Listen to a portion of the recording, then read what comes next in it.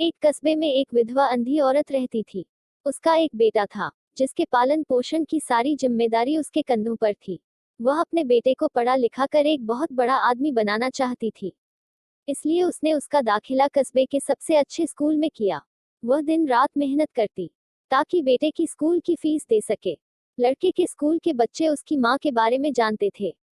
वे सब उसे अंधी का बेटा कहकर चिढ़ाते थे। लड़का इससे बहुत परेशान था। उसे अपनी माँ पर शर्म आने लगी थी। वह उसके साथ कहीं भी आने जाने से कतराने लगा था।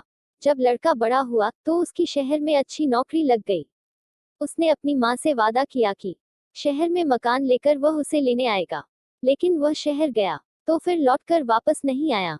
उसकी अंधी माँ उसका इंतजार करती रह गई। कई महीने बीत गए, लड़के की कोई खबर नहीं आई।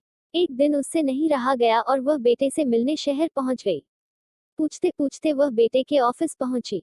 वहां सिक्योरिटी गार्ड ने उसे रोक दिया। अंधी माँ ने गार्ड को अपने बेटे का नाम बताया और बोली कि उससे जाकर कह दो कि गांव से कोई मिलने आया है। गार्ड ने जाकर उसके बेटे को बताया। बेटे ने ऑफिस की खिड़की से देखा तो उसे अपनी अंधी माँ गेट के बाहर खड़ी नजर आई। वह ऑफिस में सबके सामने अपनी माँ की वजह से शर्मिंदा नहीं होना चाहता था। उसने कहला दिया कि वह ऑफिस में नहीं है। अंधी औरत वहां से चली गई। शाम को वह लड़का ऑफिस से घर जाने के लिए निकला। रास्ते में एक जगह काफी भीड़ जमा थी। वह अपनी गाड़ी रोककर भीड़ के पास पहुंचा तो बीच सड़क में अपनी अंधी माँ को मरा पाया।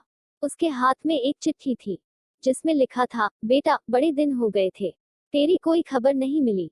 चिंता हो रही थी, इसलिए तुझसे मिलने चली आई। तू तो अब बड़ा आदमी बन गया है। तुझसे मिलना अब शायद मुझ गरीब की किस्मत में नहीं, लेकिन मैं बहुत खुश हूँ तेरे लिए। तूने अपना ही नहीं मेरा सपना भी पूरा किया। मलाल है कि तेरी तरक्की देख नहीं सकती। काश बचपन में तेरी आंखों में सरिया न घुसा होता और मुझे तुम्हें अपनी आंखें न देनी पड़ी होती, तो तेरी तरक्की अपनी आंखों से देखकर सुकून से मरती। तेरी अंधी माँ ये पढ़कर लड़का फूट फूट कर रोने लगा। जिस अंधी माँ पर उसे शर्म आती थी, उसने उसके लिए कितना बड़ा बलिदान किया था। वह आत्मग्लानि से भर उठा और जिंदगी भर खुद को माफ नहीं कर पाया। दोस्तों, माता पिता अपने बच्चों के लिए अपना सर्वस्व निछावर कर देते हैं। उनका हमेशा सम्मान करना चाहिए।